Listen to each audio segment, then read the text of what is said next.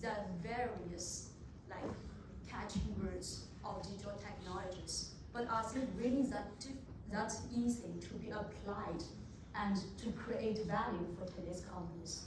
If it is really that easy, why we see so many companies today struggling with the digital transformation processes? So that is a key issue we need to understand. So what is digital business? So this is our focus, the focus of this module, what we are going to teach and what we are going to learn.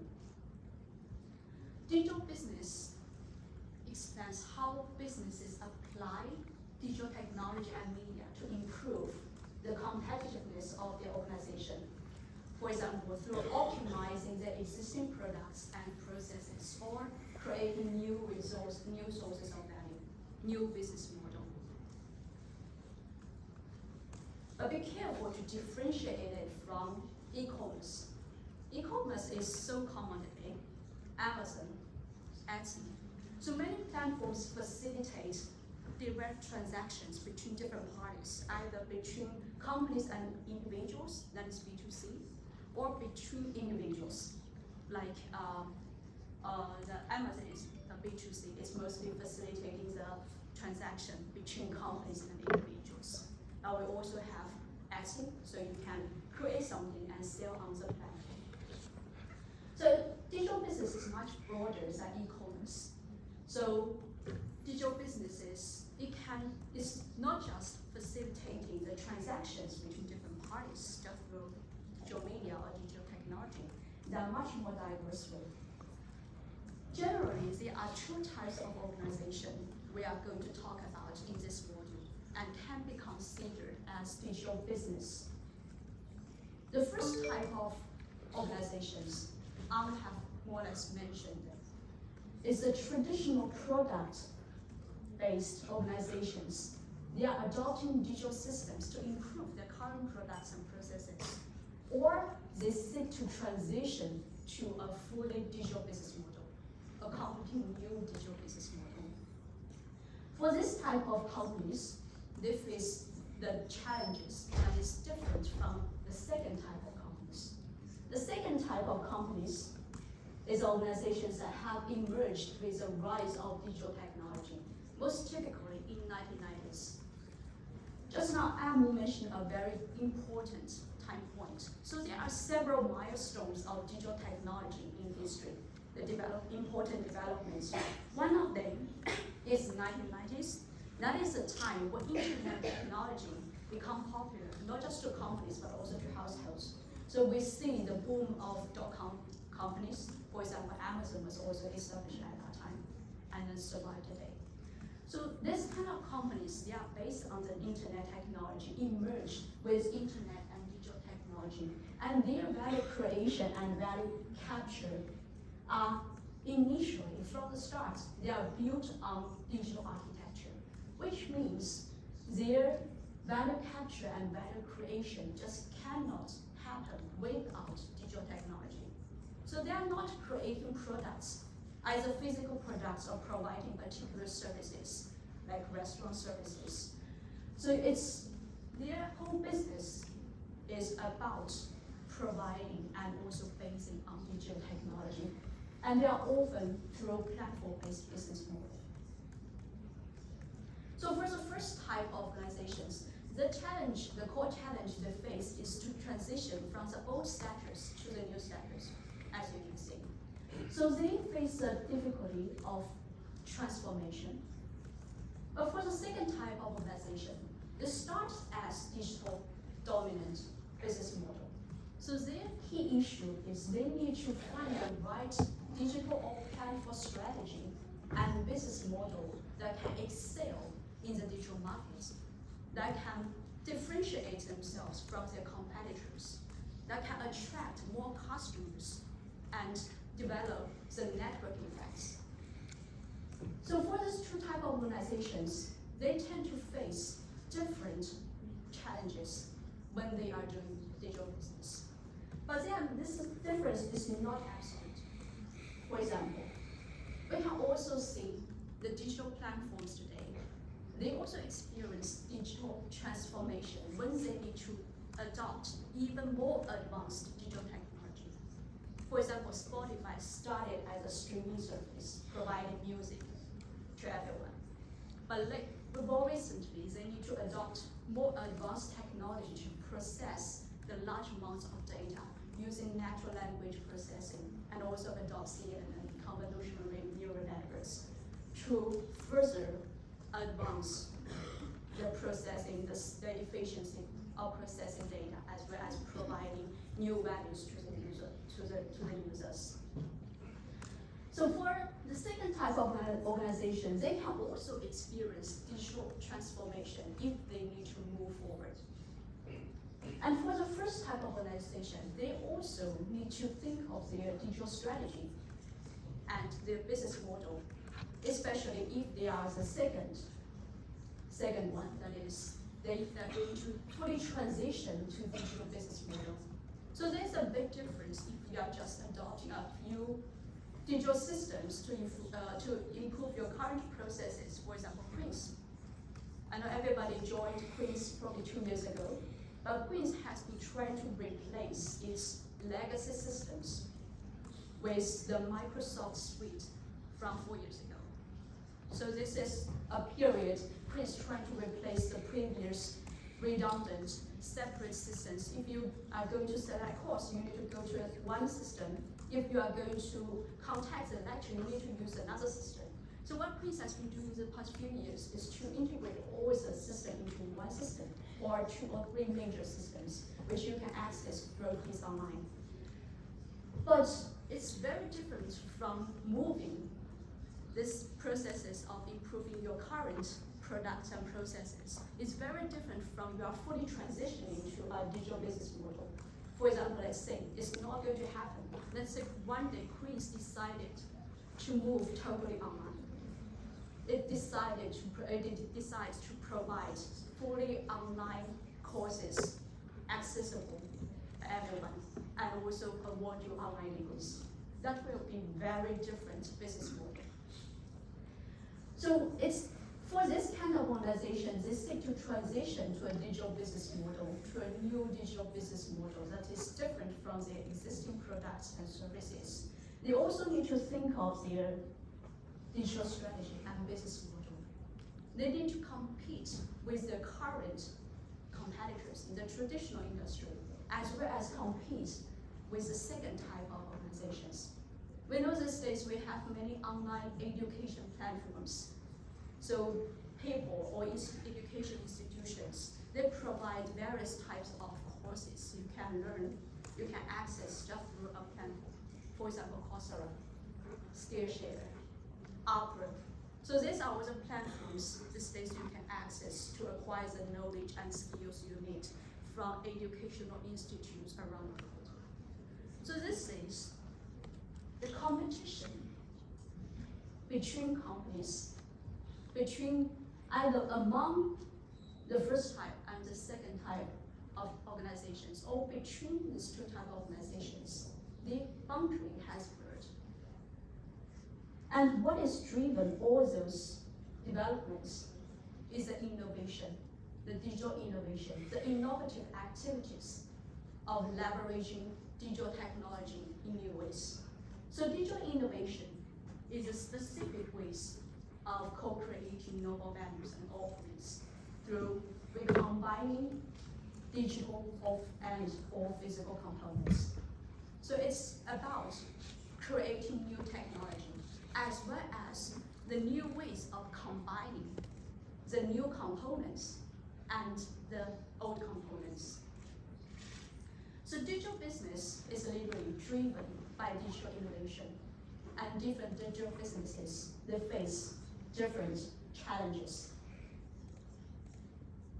So this framework will also be a major guidance, a major what we call roadmap of our lectures. So our lectures will be developed centered on the topics of, centered around the topics of digital innovation and different cases illustrating how to go through the digital transformation processes as well as guiding companies how to different frameworks and theories, guiding companies to develop, to find the right digital strategy and business model for themselves. So I will talk about in more detail about our lecture organization.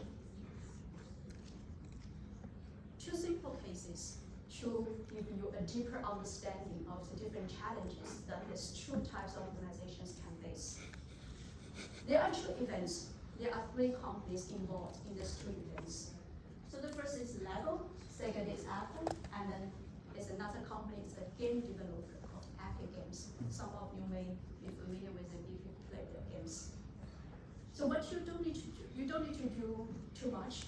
So just listen carefully to the story I'm going to tell you and take notes if necessary.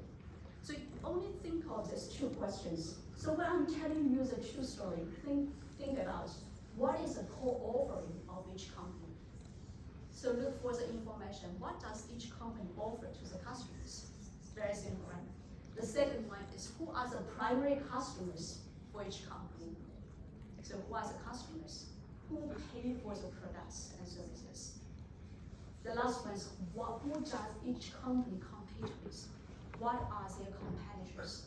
So by comparing this basic information, you will get an overview of the different challenges, different situations three companies face in a digital age.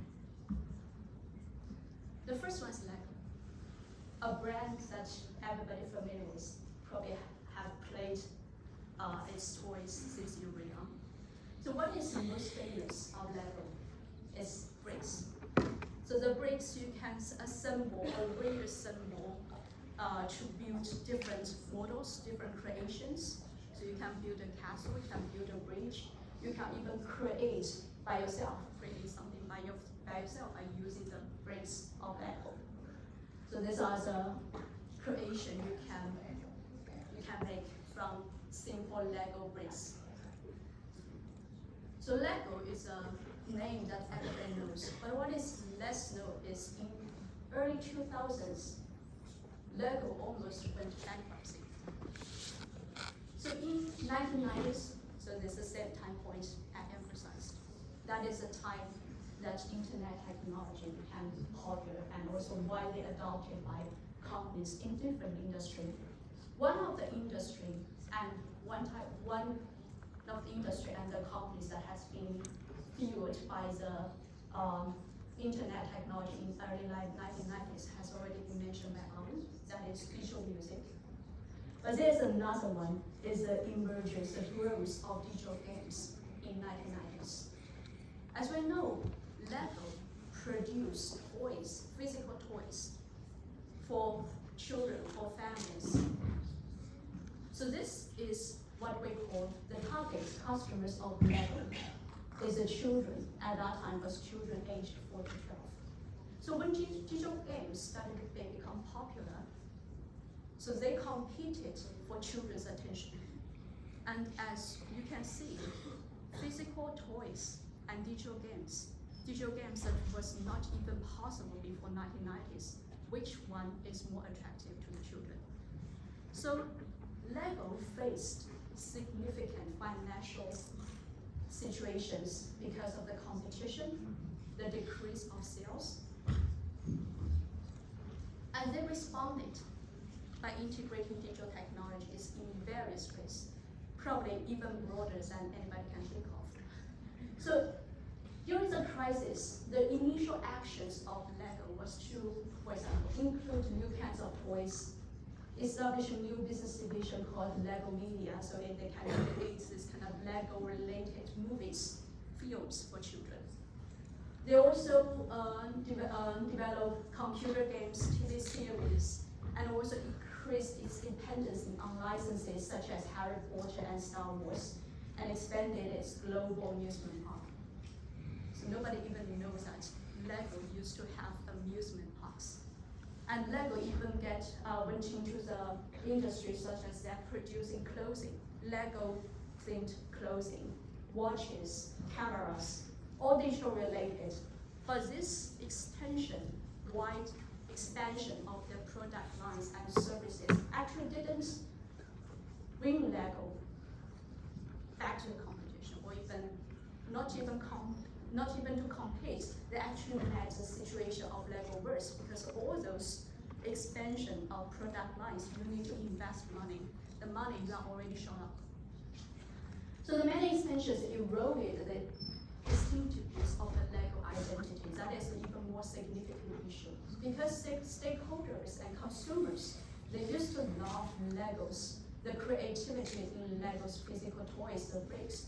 So now they are thinking, are you a toy company or are you a digital entertainment company? So they're confused by the offerings, the various offerings offered by Lego. So the situation got worse. So between 2003 and 2004, the worsened financial situations due to the soaring cost in new businesses and seasonal licensing businesses has driven Lego to respond in a different, even more significant way. During this period, Lego replaced its CEO with a new consultant, McKinsey consultant. His name is John Nussbaum. He's the one who was called the one who has saved Lego from dying. So this new CEO, he made a decision of not increasing the investment in digital-related products and services. Instead, he actually downsized, outsourced, and closed down those product lines and sub-brands that are not at the core of digital, not at the core of values, the values that Lego can provide. So they narrowed down to the focal value of Lego, which is the bricks. So they analyzed the situation of Lego and also investigated, interviewed the customers, their consumer community, and then find out what is really attractive of Lego is still the Lego bricks and the creativity that is inspired by those bricks. So they decided to cut all the things that are not relevant, closely relevant to this core value, and only kept those developments, new businesses, that is digital applications that can enhance the attractiveness of Lego bricks. For example, they have used AR to create immersive environments that you can envisage and also create virtual Lego creations before you apply it to the physical bricks. And also, this is another business they have kept is the licensing partnership with Harry Potter and Star Wars. So these days you can buy those Lego bricks, Lego models that's especially developed for Harry Potter and Star Wars, those architecture that you can see in those films. So this is a comprehensive rethinking of the company's goal, and it resulted into a redefinition of the identity claim. Previously, before this digital transformation, Lego defined itself as a mass market producer of play material. So it restricts itself to play material, physical material. And after the transformation, it defines itself as a premium, idea-based company dedicated to systematic creativity. There's no limit placed on being physical or digital, but the focus is creativity. It's either way. Either you do it with physical products or do it in the digital immersive environments. The core value is to inspire not just children but also adults to create models, to generate ideas that is creative. This is also a case we will talk in more detail in our later lectures, the digital transformation process of Lego. So as we can see, the transformation process is never easy. So the data shows 89% of the companies, they have the plan to implement digital transformation, but specifically, not many companies really know how they are going to go through these processes, implement it successfully. And some of you in the future, you may become some of these kind of people with the expertise and skills to help the company to successfully implement digital transformation.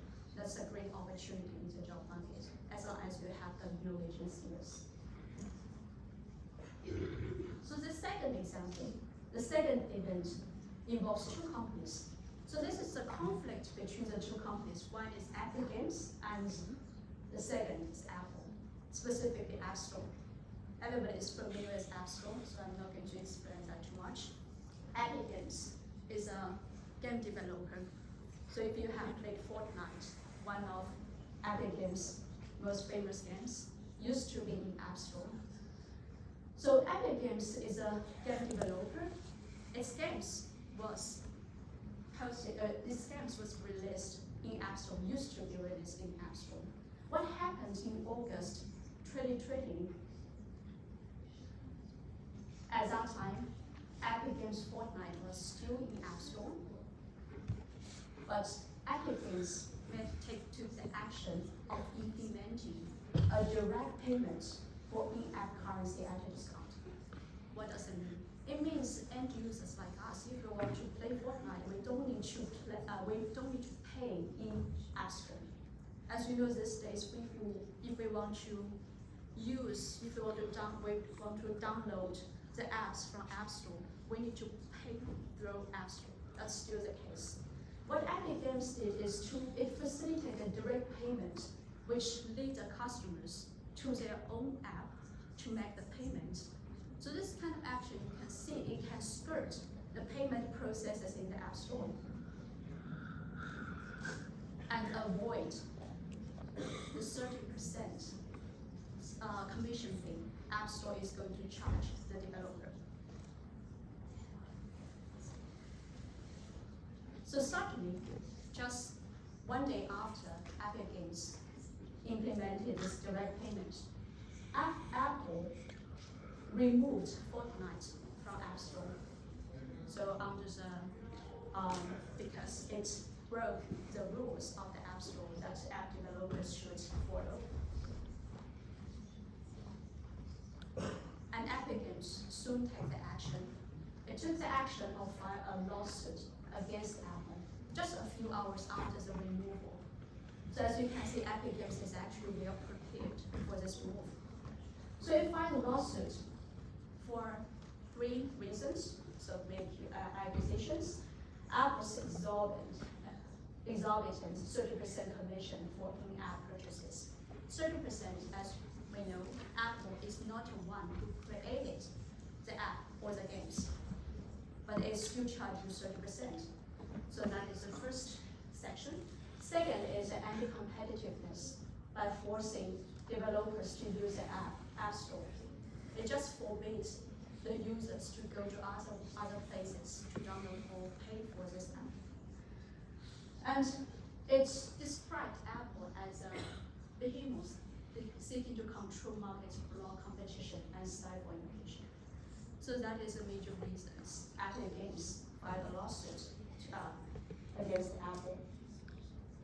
At the same time, it also raised support from the public, from the end users, by launching a campaign called Free Fortnite. So this is a commercial also released just a few hours after Apple removed Fortnite from App Store. So this is a commercial. It's just less than 1 minute, but this is something one report. It compared the situation of Apple in 1984 and the situations of Fortnite and Epic Games and other app developers are facing today. So it compares situation actually with a sarcasm to Apple. We still have some time, so I will play this. So there are 2 screens in this video. So everybody, you can see the difference between the commercial Apple produced in 1984 and the commercial Fortnite produced in 2020.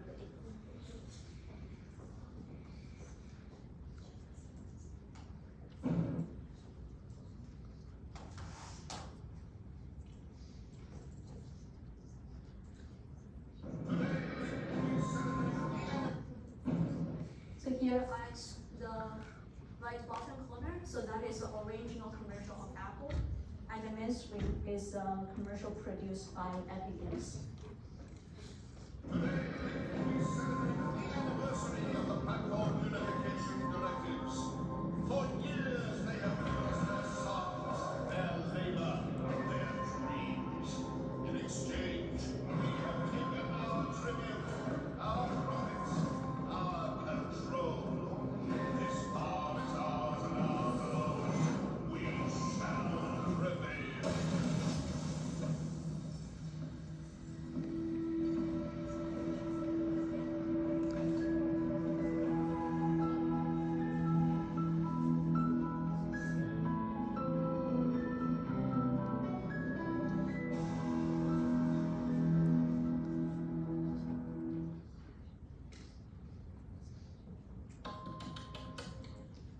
Very brief, but very appealing. So it draws attention of millions of users and followers within just hours. So just this commercial. So the original commercial of Apple was to criticize the then dominant tech companies IBM, but they actually made this the original commercial and actually criticize Apple for being another dominant tech company today. It's actually controlling other companies. Same situation Apple faced in 1984. So during this event, both companies went to the court. And there are 10 sections. 10 sections divided during the court. During the process, Apple also took another action, was to terminate all the developer accounts. So it's not just removing a single game, but also forbid Epic Games from creating new games in App Store. So that's like completely moving out of the system.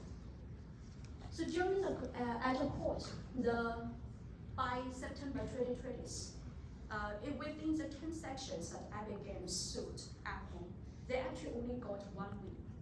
So if you just look at the numbers, it seems like Epic Games have lost this lawsuit. Actually, the only 1 win that Epic Games got was on the anti-steering practices, and it's a key terms. So the court has ruled that Apple and App Store can no longer prevent the app developers from directing their customers, the end users, to another places to make payments, which means the users, we can go to another place to make the payments to the game developers. And the game developers can use these methods to skirt the payment processes, the App Store, and also the 30% commission. So this conflict, this battle in court has continued until this year. So this is just a temporary solution in 2020. So if you are interested, you can check the latest developments in recent years. Yeah, it has continued to this year. Both companies are actually expecting the final outcome from the court. During the process, during the conflict, Facebook, Spotify, Microsoft, all of these companies, they were on the side of Epic Games. And you can see why. Because their apps are also released in App Store. And if we are going to use their apps, we also need to go to pay Apple 30% commission fee. So this revenue sharing model is not just affecting 1 or 2 app developers or game developers, they're affecting all the developers in the system. Okay, get back to our questions. First question, what does each company offer? Second question, who are the customers of each company? And the last one, what are the competitors? These are the simple questions, but by comparing them, we can see more in the specific challenges faced by different companies. So let's look at the first one, Lego. Lego, the offering of Lego, of course, the physical toys, that's a traditional strong product.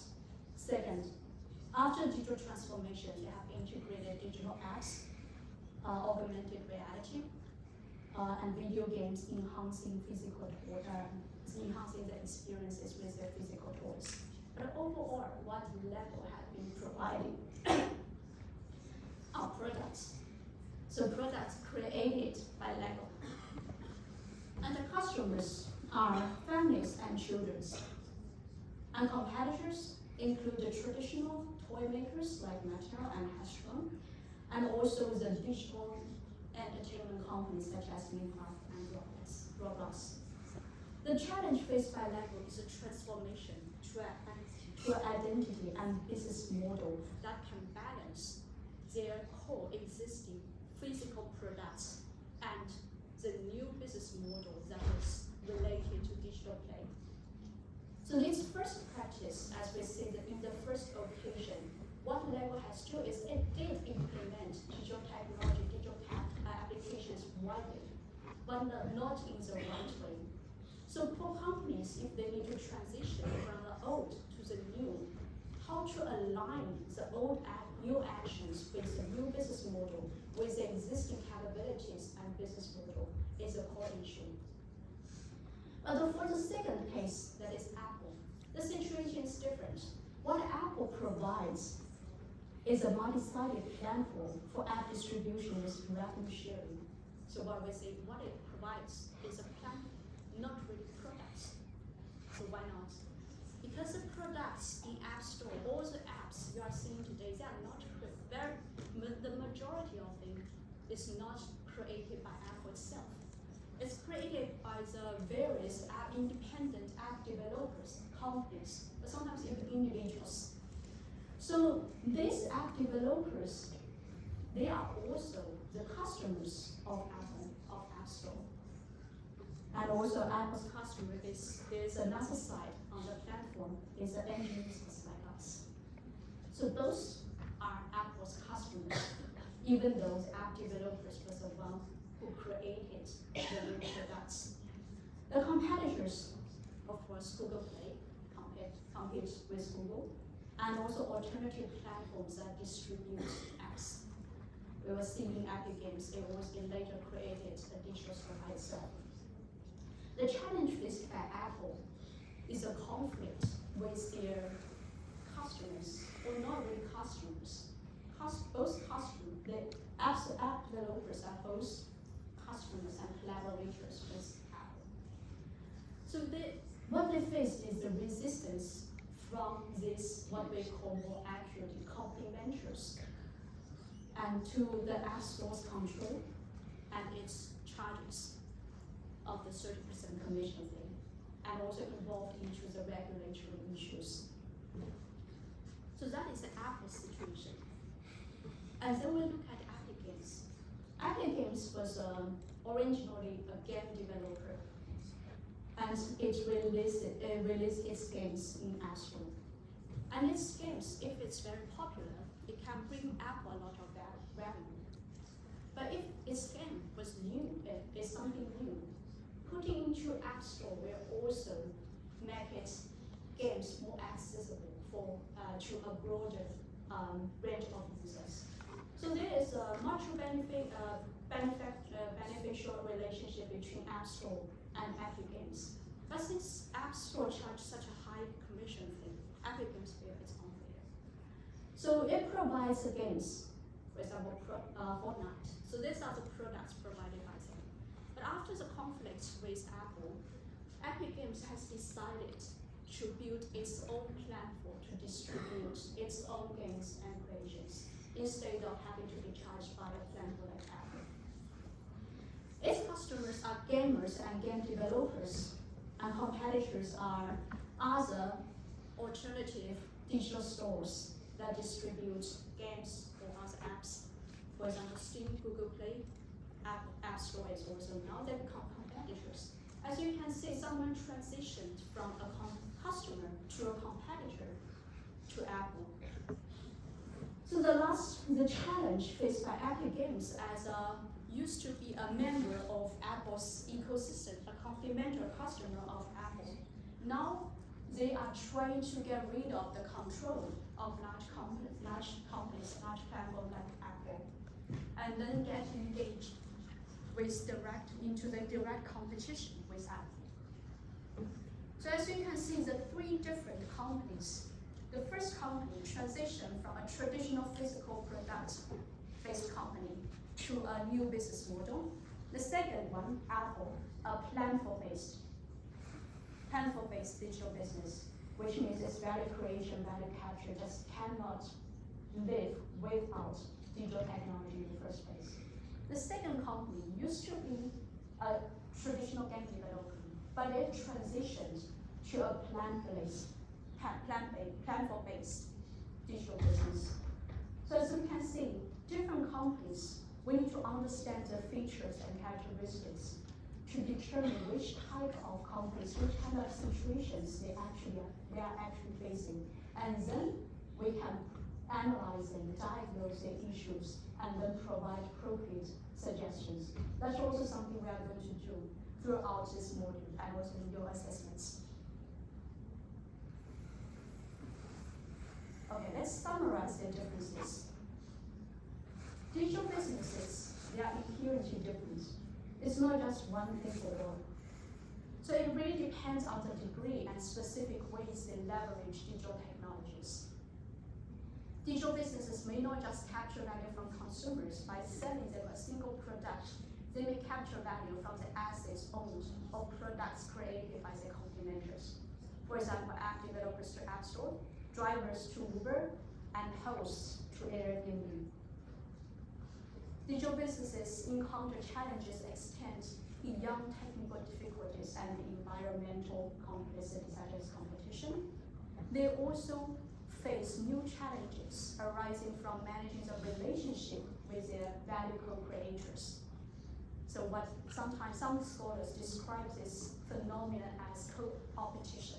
So this situation that you face simultaneous cooperation and competition relationships with your collaborators. And also the governance of platform ecosystems is how to balance the incentive to your app developers, to your complementers, and your control to them. So these are all the topics we are going to talk about we are going to unpack in our next 9 to 10 weeks. By this point, let's have a break. 10 minutes. Well, let's come back let's do it 15 minutes.